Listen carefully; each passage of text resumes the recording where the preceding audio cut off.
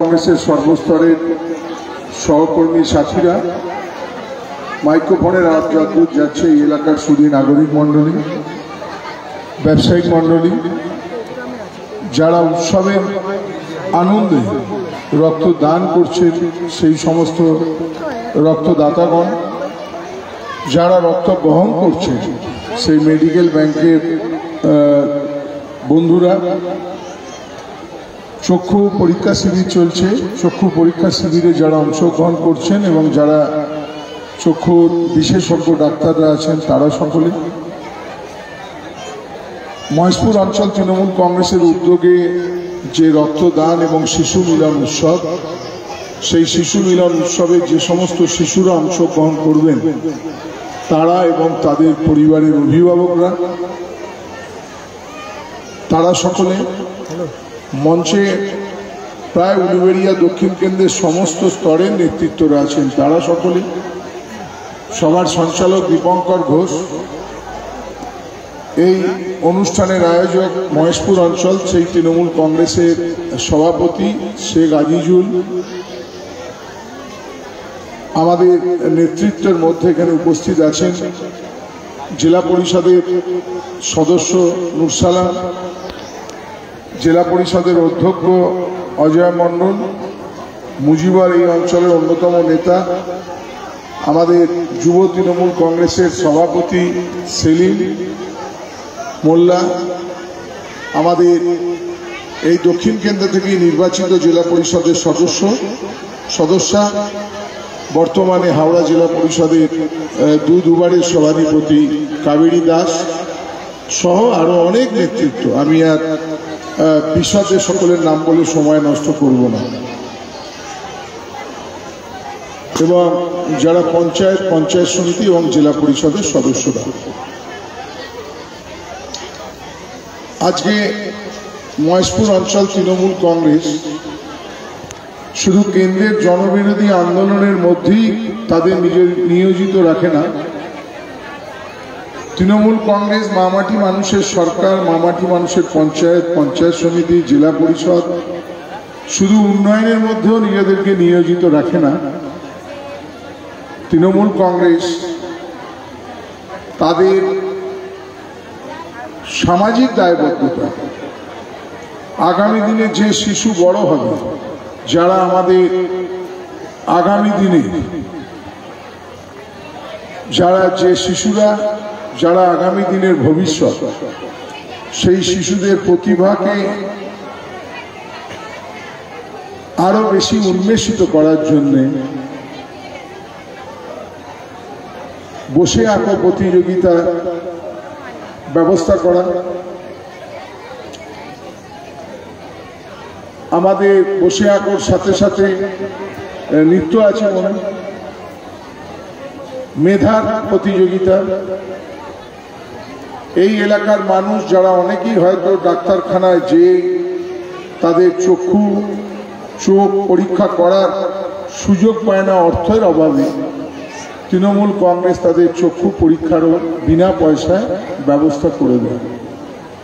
আর আমার ভালো লাগছিল, কাবেরী বলছিল যে রক্তপাত ঘটায় না। আমার মনে আছে এই বাংলায় আমরাও দীর্ঘদিন কংগ্রেস, তারপরে তৃণমূল কংগ্রেস, মমতা বন্দ্যোপাধ্যায় আমাদের নেত্রীর নেতৃত্বে 34 বছর বাম শাসনে রক্তদান কম হতো, কিন্তু রক্তপাত বেশি। আর আমাদের 11 বছর 2011 সালে পরিবর্তনের পর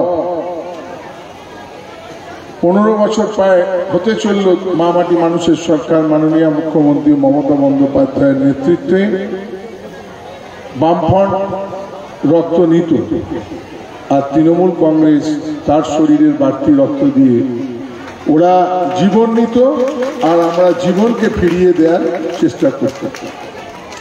শুধু তাই নয়, আজকের দিনে কেন্দ্রের বিজেপি সরকার, কেন্দ্রের সরকার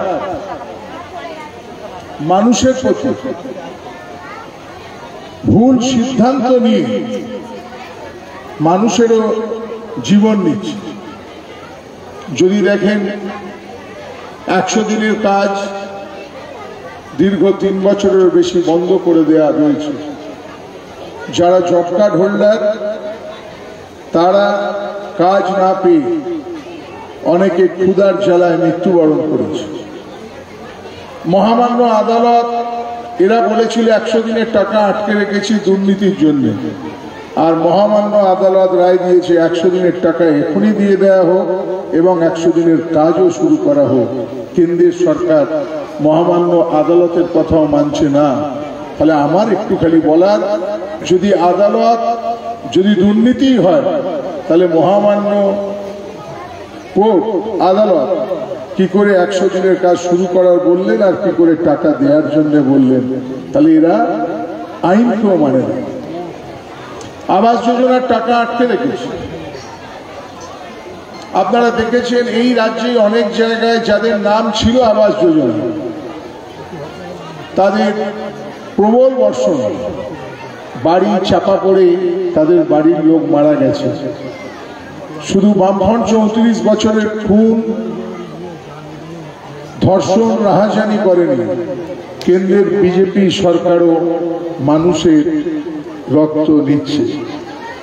যদি দেখেন এই এসআইআর যে প্রক্রিয়া চলছে, মাননীয় মুখ্যমন্ত্রী মমতা বন্দ্যোপাধ্যায়, সাংসদ অভিষেক বন্দ্যোপাধ্যায়, আমরা যারা তৃণমূল কংগ্রেস করেছি তারা বলে আমরা বারংবার বলেছি এসআইআর এইভাবে সম্ভব নয়, কিন্তু গায়ের জোরে এসআইআর চাপিয়ে দেওয়ার ফলে এখনো পর্যন্ত প্রায় 40 জন এসআইআর আতঙ্কে তারা আত্মহত্যা করেছে। তার দায় নিশ্চয়ই নির্বাচন কমিশন এবং যারা জোর করে চাপিয়েছে সেই বিজেপি দল। আমরা সাধারণত ক্ষেত্রে শুধু এসআইআর আতঙ্কে কিছু মানুষ আতঙ্কিত হয়ে তারা আত্মহত্যা করেছে শুধু তাই নয়, যে বিএলওরা আছে সরকারি নির্বাচন কমিশনের নিযুক্ত তারাও কাজের চাপ সহ্য করতে না পেরে আত্মহত্যা শুরু করেনি।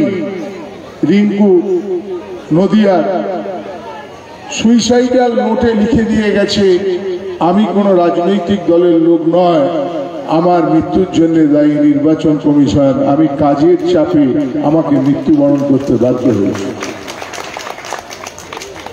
আমি কি বলার চেষ্টা করলাম আপনাদের কাছে? তাহলে সিপিএম ডাইরেক্টলি মানুষকে খুন করেছে, ঘর দখল করেছে, পুকুরে বীজ দিয়ে দিয়েছে, মানুষকে মিথ্যে কেসে ফাঁসিয়েছে।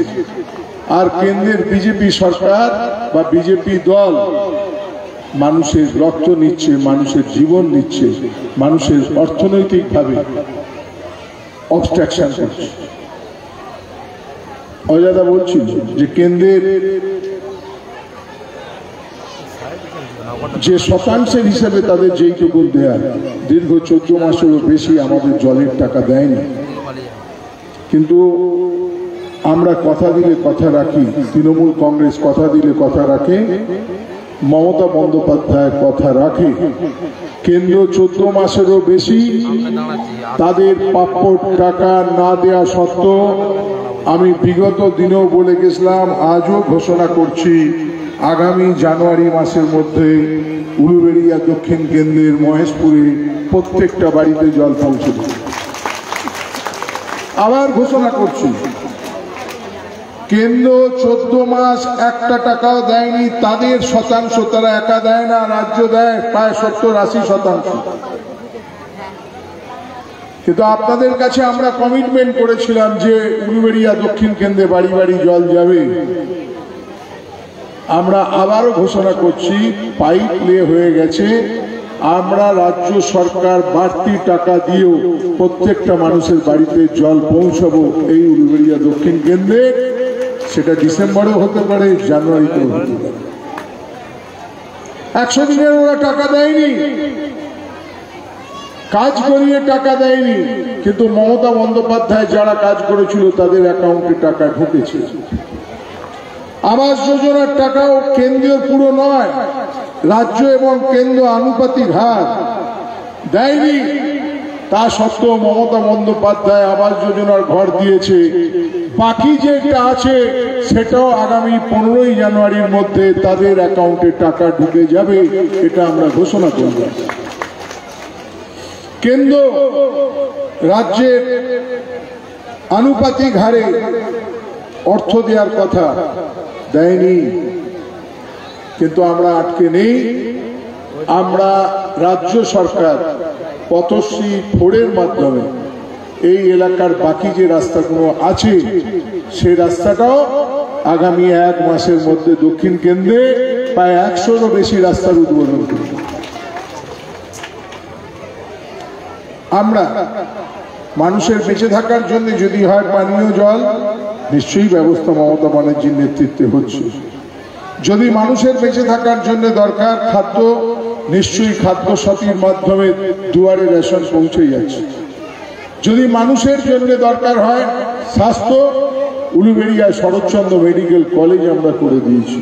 যদি মানুষের জন্য শিক্ষা প্রয়োজন হয়, দেখে আসুন বাম আমলের উলুবেড়িয়া কলেজ আর আজকে মামাটি মানুষের উলুবেড়িয়া কলেজ। চলে যেতে পারেন আপনাদেরই উলুবেড়িয়া মহকুমায় কোনো পলিটেকনিক কলেজ নেই, আপনাদের বোয়ালিয়ায় পলিটেকনিক কলেজ আমরা চালু করে দিয়েছি মামাটি মানুষের সরকার। স্কুলগুলোর আপগ্রেডেশন হয়েছে, স্কুলগুলোতে ছাত্র সংখ্যা বেড়েছে। কন্যাশ্রীর মাধ্যমে যে সমস্ত ছাত্রীরা স্কুলে পৌঁছেছে, সবুজ সাথীর মাধ্যমে ছেলেরা সাইকেল নিয়ে খুশিতে স্কুলে গেছে। আমাদের শিক্ষা, স্বাস্থ্য, পানীয় জল, বিদ্যুৎ আমরা 100% করে দিয়েছি, 100%। এর বাইরেও আমরা নানান রকম রাস্তাঘাট সমস্ত ক্ষেত্রে মানুষের সাথে থেকে, মানুষের পাশে থেকে আমরা প্রতিনিয়ত করার চেষ্টা করেছি। আমি আবারও যে কথাটা বলতে চাই, সেটা বক্তব্যকে দীর্ঘায়িত করব না। আপনাদের কাছে জানেন নিশ্চয়ই এসআইআরকে নিয়ে, আসলে এসআইআরটা মাধ্যমে নির্বাচনে মানুষের কাছে পৌঁছানোর জায়গা নেই। মানুষের সঙ্গে ডাইরেক্টলি মমতা বন্দ্যোপাধ্যায়, মামাটি মানুষ সরকার, তৃণমূল কংগ্রেসের সঙ্গে প্রতিনিয়ত যোগাযোগ আছে। তাই যারা চক্রান্তকারী তারা চক্রান্তের জাল বুঝছে এসআইয়ের মাধ্যমে কি করে প্রকৃত ভোটারকে বাদ দিয়ে তারা নির্বাচনে জয়লাভ করার স্বপ্ন দেখছে। তাদের উদ্দেশ্যে বলি, এই বাংলায় আমাদের তৃণমূল কংগ্রেসের সর্বভারতীয় সভানেত্রী মমতা বন্দ্যোপাধ্যায় এবং সাধারণ সম্পাদক অভিষেক বন্দ্যোপাধ্যায়ের নেতৃত্বে আমরা বাংলার ভোট রক্ষা শিবির করেছি প্রতিটা অঞ্চলে, এবং এই শিবির আগামী 31শে জানুয়ারি অবধি থাকবে। আমরা বাংলায় একটাও প্রকৃত ভোটার যদি বাদ যায়, আমরা নির্বাচন কমিশন আমরা পৌঁছবো এবং তৃণমূল কংগ্রেস দায়িত্ব নেবে, কোনো প্রকৃত ভোটার বাদ যাবে না। তিনি মতুয়া সম্প্রদায়ই হোক আর তপশিলি জাতি হোক, সংখ্যালঘু হোক, উচ্চবিত্ত হোক, উচ্চ বর্ণের হোক, যে সম্প্রদায়ের হোক, প্রকৃত ভোটার একটাও বাদ যাবে না, যাবে না, যাবে না। মমতা বন্দ্যোপাধ্যায় জাগ্রত আছে। আমাদের 4 তারিখ অব্দি এসআইআর এর লাস্ট ডেট আমরা তুলতে পেরেছি। বাকি যে 10% আছে আমরা সকলে মিলে মানুষের কাছে যে এসআইআর কাজটাও আমরা শেষ করব।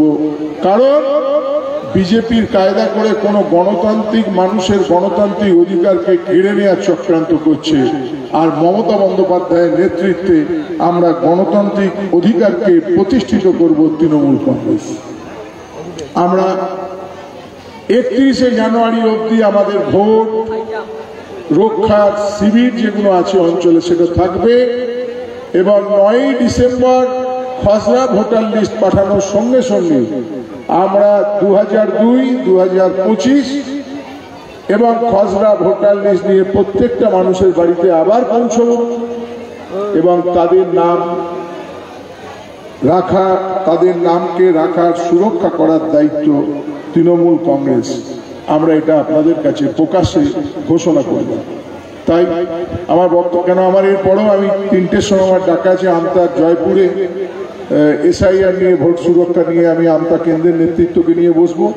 4টের সময় উলুবেড়িয়া উত্তর কেন্দ্রের নেতৃত্বকে নিয়ে আমতা পার্টি অফিসে বসবো। আমি আরেকটু থাকলে নিশ্চয়ই ভালো লাগতো। আবার আগামীকালও আমাদের বেলা 3টায় তুলসিমলা টিম অফ স্পোর্টসে আমাদের নেতৃত্ব তাদেরকে নিয়েও আমরা বসবো, যে লাস্ট ফাইনাল যে পার্সেন্টেজ এখনো বাকি আছে তাদেরকে নিয়েও আমরা কথা বলা। কারণ বিজেপি সবসময় চক্রান্ত করতে পারে। এই যে আমাদের এতদিনে টোটাল কমপ্লিট হতো, কিন্তু হয়নি কেন? সব সময় নেটটাকে স্লো রাখছে। আপনারা যারা কাজ করছেন তারা বুঝতে পারবেন, নেটটাকে স্লো করে রাখছে পোর্টালটাকে। এখন কায়দা করে যদি 4 তারিখ অব্দি পোর্টালটাকে একদম বসিয়ে দেয় তাহলে এই 10% লোক বাদ যেতে পারে। অতএব যত শীঘ্র সম্ভব যারা কাজ করছে, যাদের এখনো বাকি আছে, ডিএলওর সঙ্গে যোগাযোগ করে তাদের নামগুলো তুলে দেওয়ার দায়িত্ব আমাদের নিতে হবে। আমি আর বিশদ বক্তব্য রাখছি না। আমি আবারও মহেশপুর অঞ্চল তৃণমূল কংগ্রেসের সমস্ত নেতৃত্ব, প্রধান উপপ্রধান থেকে শুরু করে আইজুল, মুজিবর, দীপঙ্কর ঘোষ, পঞ্চায়েতের মেম্বার, পঞ্চায়েত সমিতির মেম্বার, সুলতানা থেকে শুরু করে সবাইকে ধন্যবাদ জানাবো। এত সুন্দর একটা অনুষ্ঠান তারা প্রতি বছর করে, এবছরও তারা অনুষ্ঠিত করছে। এর দ্বারাই প্রমাণিত হয় তৃণমূল কংগ্রেস মানুষের পাশে, মানুষের সাথে। তাই